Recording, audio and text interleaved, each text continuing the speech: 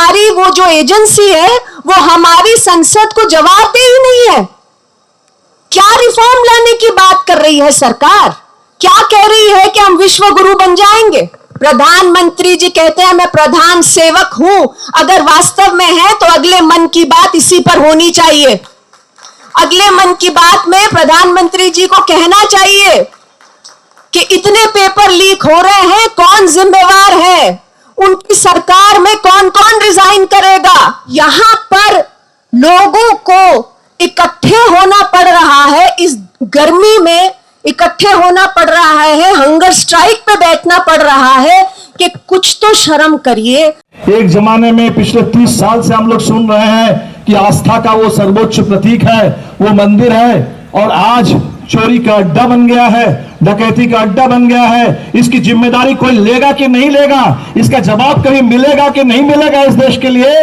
तो ये बड़े सवाल है। ये सारे सवाल आपस में जुड़ते जा रहे हैं। ये जो भ्रष्टाचार है, चाहे वो पेपर लीक वाला भ्रष्टाचार हो, चाहे वो चंदा चोरी वाला भ्रष्टाचार हो, चाहे उज्जैन का जमीन घोटाला हो, चाहे आदिवासियों के जल जंगल जमीन, उनके खदान, उसको कॉर्पोरेट लूट का सवाल हो, और इस भ्रष्टाचार के जो नीतियां हैं उन नीतियों से भी लड़ना होगा। सभी को जिंदाबाद।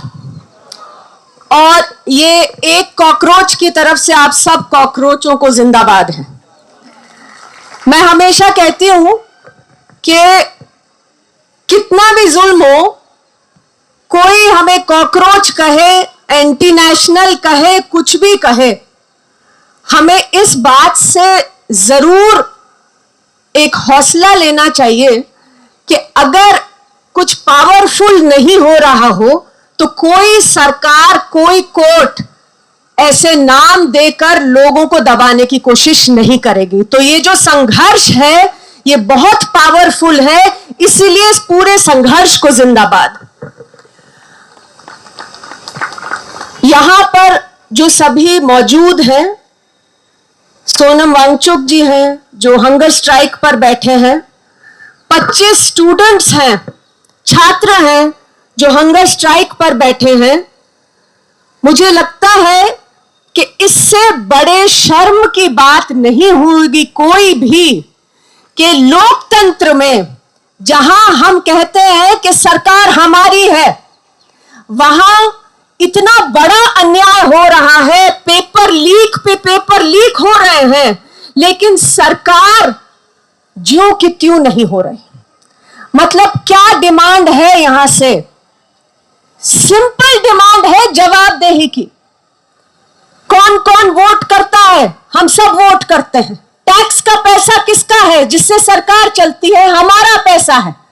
तो सरकार किसके लिए चलनी चाहिए? हमारे लिए चलनी चाहिए, छात्रों के लिए चलनी चाहिए, युवाओं के लिए चलनी चाहिए। जब बार बार पेपर लीक हो रहा है, मैं तो कहती हूं इस मंच से जो बात उठ रही है वो एक सिंगल फोकस बात भी है कि पेपर लीक हो रहे हैं, कोई तो जवाबदेही ले। क्या पेपर लीक इस देश के छात्र करा रहे हैं?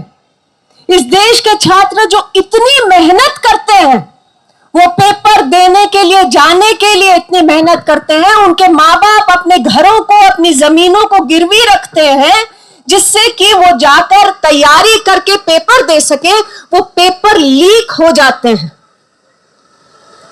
एक भी पत्ता नहीं हिलता सरकार में। ये कैसी सरकार है? और नैतिक जिम्मेवारी, मैं तो कहती हूं नैतिक को भी छोड़िए, कोई तो जिम्मेवारी ले, कोई तो कहे कि हाँ भाई गलती हुई है, हम इस्तीफा देते हैं, गलती हुई है, हम इसको ऐसे सुधार रहे हैं। कुछ आवाज आई है, ये बात आ जाती है कि जी अब हम आर्मी को बुलाएंगे, अब आर्मी आएगी हमारे बच्चों के इम्तिहान कराने के लिए। ये कोई जवाबदेही का तरीका है लोकतंत्र में? और यहां पर लोगों को इकट्ठे होना पड़ रहा है, इस गर्मी में इकट्ठे होना पड़ रहा है, हंगर स्ट्राइक पे बैठना पड़ रहा है कि कुछ तो शर्म करिए, कोई तो जवाबदेही कबूल करिए, जिम्मेदारी कबूल करिए। देखिए, जंतर मंतर की बात हम कर रहे हैं, पूरे देश में आज जो माहौल है कि लोग जमा नहीं हो सकते, प्रोटेस्ट नहीं कर सकते, हमारा जो संवैधानिक अधिकार है आवाज उठाने का, इकट्ठा होने का, जवाबदेही मांगने का, आज उस पर प्रहार है। और इसलिए भी मैं कहती हूं कि ये जो आपका प्रोटेस्ट है जिस पे आप सब बैठे हैं, ये हमारे लोकतंत्र के लिए इतना जरूरी है। ये हमारे देश में नागरिकों के लिए, युवाओं के लिए, छात्रों के लिए जरूरी है ही, पर हमारे लोकतंत्र के लिए जरूरी है। क्योंकि अगर प्रोटेस्ट की कोई जगह नहीं है, प्रोटेस्ट नहीं होती, सड़कें खाली हो जाती हैं, जंतर मंतर खाली कराया जाता है, लोगों को बैठ नहीं पाते, तो लोकतंत्र खत्म है, खतरे में नहीं है लोकतंत्र। अगर प्रोटेस्ट ना हो, राइट टू प्रोटेस्ट ना हो, तो लोकतंत्र ही खत्म है। मुझे लगता है बहुत जरूरी है कि इन स्पेसेस को नहीं खो सकते। यहां पर जितने लोग मुझे आज दिख रहे हैं, मुझे तो लगता है कि लाखों की संख्या में लोगों को यहां होना चाहिए। मैं तो कहती हूं कि हर इंसान को, यहां पर इतने पुलिसकर्मी दिख रहे हैं, हर एक को यहां आकर प्रोटेस्ट में भाग लेना चाहिए। क्योंकि ये किसी एक बच्चे की, एक किसी छात्र की, एक किसी नागरिक की लड़ाई नहीं है, ये हम सबके भविष्य की लड़ाई है। हम सबके देश के लोकतंत्र के भविष्य की लड़ाई हो रही है, चल रही है। और सरकार जब तक ये बात नहीं समझती कि लोगों की शक्ति, युवा शक्ति, जनता मालिक है लोकतंत्र में, तब तक प्रोटेस्ट जारी ही रहना चाहिए। क्योंकि जवाबदेही नहीं है तो लोकतंत्र नहीं है। क्या हो रहा है जवाबदेही के नाम पर? आप देखिए, इंडियन एक्सप्रेस की एक स्टोरी आई, उसमें उन्होंने काउंट किया कि 2002 से अभी तक 2025-26 तक 45 केसेस में घपला हुआ है, पेपर लीक हुए हैं। कितने केसेस में कन्विक्शन हुई? 2। मतलब 45 केसेस में पेपर लीक हुए, बड़े एग्जाम्स में, जिसमें 1 लाख से ज्यादा छात्र बैठे। और लीक होता है तो केवल ये नहीं कि पेपर लीक हो गया, चलिए फिर से करा देते हैं। कितने छात्र हैं जो आत्महत्या कर रहे हैं? कितने छात्र हैं जिन्होंने 2002 से आज तक आत्महत्या करने पे मजबूर हुए हैं क्योंकि पेपर लीक हो रहे हैं? और ऐसे 45 पेपर लीक बड़े एग्जाम्स के हुए, उसमें से कन्विक्शन कितने में हुई? 2 में। तो आप बताइए, किसी को डर होगा? क्यों पेपर लीक बंद होगा? पेपर लीक कैसे बंद होता है? चोरी कैसे बंद होती है? भ्रष्टाचार कैसे बंद होता है? वो तो तभी बंद होता है जब दंड का डर हो। हमारा तंत्र ये दिखा रहा है डरने की जरूरत नहीं है। 45 केसेस होंगे, उसमें से 2 में किसी में कन्विक्शन हो जाएगी, बाकी सब जो करना है करते रहिए। कितने सालों के बाद होगी कन्विक्शन, ये अलग बात है। इस तरीके का अगर माहौल बना रहा तो आप चाहे आर्मी ले आइए, चाहे नेवी ले आइए, चाहे एयरफोर्स ले आइए, कुछ ले आइए, पेपर लीक बंद नहीं होगा। एनटीए जो नेशनल टेस्टिंग एजेंसी बनाई गई है, उसके खिलाफ कितनी आवाज उठाई गई है इस देश में, क्योंकि इतनी सेंट्रलाइज्ड एजेंसी बना दी। और कैसे बनाई? एक्ट ऑफ पार्लियामेंट से नहीं बनाई, कानूनी तरीके से नहीं बनाया है उसको, एक सोसाइटी की तरह से रजिस्टर्ड है, जिससे कि वो संसद को भी जवाबदेह ना हो सके। तो मतलब हमारे शिक्षा मंत्री जी के तहत ये चल रही है सारा कुछ। जवाबदेही कैसे होगी अगर जो आपकी मेन बॉडी है जिसको एग्जामिनेशन कराना है, वो बॉडी हमारी, वो जो एजेंसी है वो हमारी संसद को जवाबदेही नहीं है? क्या रिफॉर्म लाने की बात कर रही है सरकार? क्या कह रही है कि हम विश्व गुरु बन जाएंगे?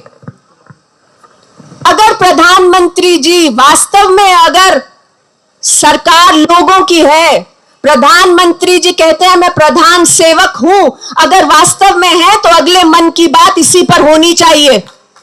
अगले मन की बात में प्रधानमंत्री जी को कहना चाहिए कि इतने पेपर लीक हो रहे हैं, कौन जिम्मेवार है, उनकी सरकार में कौन कौन रिजाइन करेगा।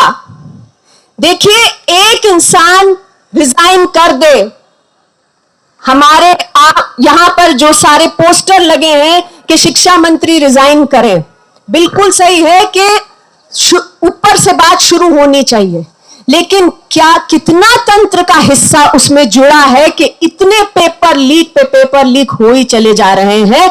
जिम्मेवारी पूरी तय होनी चाहिए। सिस्टमिक रिफॉर्म की जरूरत है शिक्षा के क्षेत्र में। प्रधानमंत्री इसकी बात करें, अपने मन की बात उनकी हमने 12 साल सुन ली, 10 साल सुन ली, अब लोगों के मन की बात भी करें। यहां आए, सुने, देखें क्या हो रहा है। लोग हंगर स्ट्राइक पर बैठे हैं, जो एजुकेशन पे इतना काम करते रहे हैं वो हंगर स्ट्राइक पर बैठे हैं।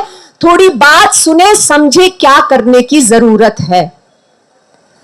और ये जो संघर्ष का रास्ता है, ये जो प्रोटेस्ट का रास्ता है, ये कभी आसान नहीं होता। हम देख रहे हैं कि ये तरीके का जो पूरा सिस्टम है, व्यापम का नाम हम सब कभी भूल नहीं सकते। आज डॉक्टर्स डे है, आपने बताया, और व्यापम में भी जो पूरा स्कैम चल रहा था वो डॉक्टर्स के लिए चुनाव जो एमबीबीएस के एग्जाम थे उसमें भी चल रहा था। जिसने भी आवाज उठाई विसल ब्लोअर ने, 40 लोगों की हत्या के 40 के करीब लोगों की हत्या हुई है जिन्होंने आवाज उठाई व्यापम स्कैम में, विसल ब्लोअर्स ने। आप लोग यहां बैठे हैं आज, आसान नहीं है। हर एक तरीके के नाम से पुकारा जा रहा है, क्या क्या एक्शन हो सकता है, हो रहा है, लेकिन मुझे लगता है कि ये याद रखने की जरूरत है कि अगर हम आवाज नहीं उठाएंगे तो हमारा संविधान नहीं बचेगा, हमारा लोकतंत्र नहीं बचेगा।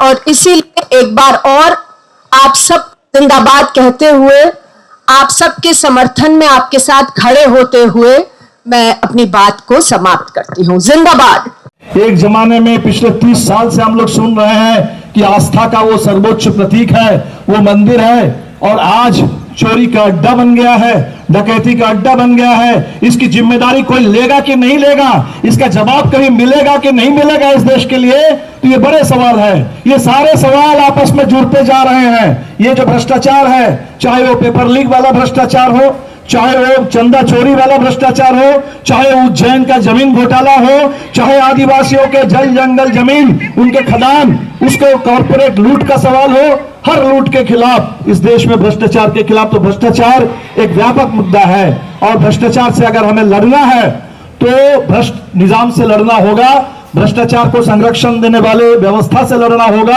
और इस भ्रष्टाचार के जो नीतियां हैं उन नीतियों से भी लड़ना होगा। मैं समझता हूं एक जबरदस्त शुरुआत हुई है, एक आंदोलन जो पूरे देश के लिए एक संदेश दे रहा है, और ऐसे ही आंदोलनों से हिंदुस्तान को आजादी मिली थी। वैसे ही छोटे बड़े बहुत सारे आंदोलन, जिसको हम कहते हैं आजादी का आंदोलन, वो कोई एकल आंदोलन नहीं था। वो वैसे ही जहां छात्र थे, जहां नौजवान थे, जहां बाबा साहब अम्बेडकर थे, जहां गांधी थे, जहां सांप्रदायिकता के खिलाफ, जहां दमन के खिलाफ, जहां छुआछूत के खिलाफ, जहां हर तरह के लूट के खिलाफ, दमन के खिलाफ लोग एक साथ मिलकर के आजादी के लिए लड़े थे।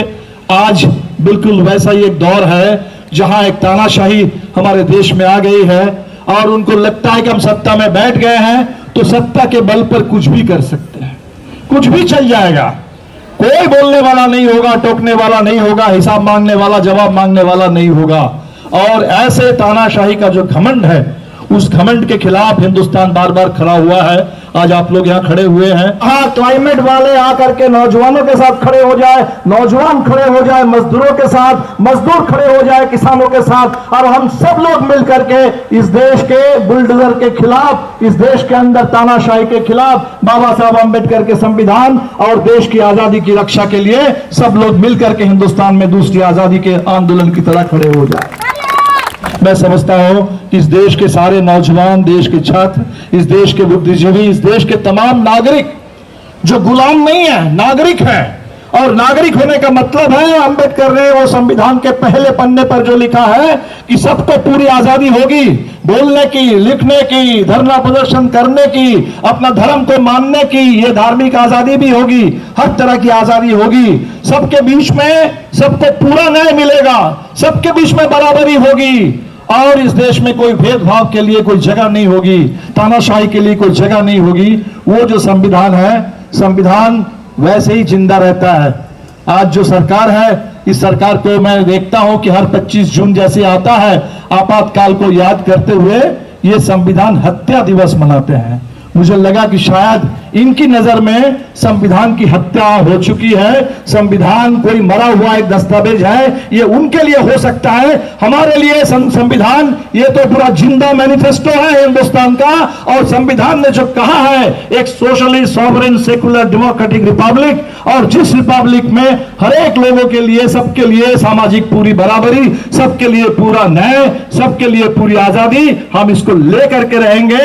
ये जो आपका आंदोलन है, ये जंतर मंतर, धीरे धीरे ये लोग समझते थे कि ये ऐसे ही एक धरना स्थल है और इन लोगों को लगा था कि धरने स्थल पे आने भी नहीं देंगे, 2-4 लोग आएंगे, बस चुपचाप धरना दे करके चले जाएंगे।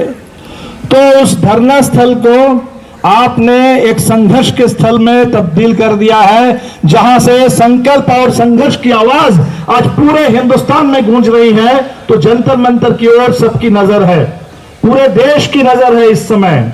और मैं आपसे कहूं कि पूरे देश के कई राज्य में, कई जगह स्वतःस्फूर्त लोग आपके समर्थन में उपवास रख रहे हैं, सामूहिक उपवास जगह जगह मैंने देखा, चाहे उत्तर प्रदेश के शहर हो, बिहार हो, तमिलनाडु हो, कर्नाटका हो, केरला हो, हर जगह लोग बैठ रहे हैं, क्योंकि जो मुद्दा आपने उठाया है ये पूरे देश का है, नौजवानों के भविष्य का है।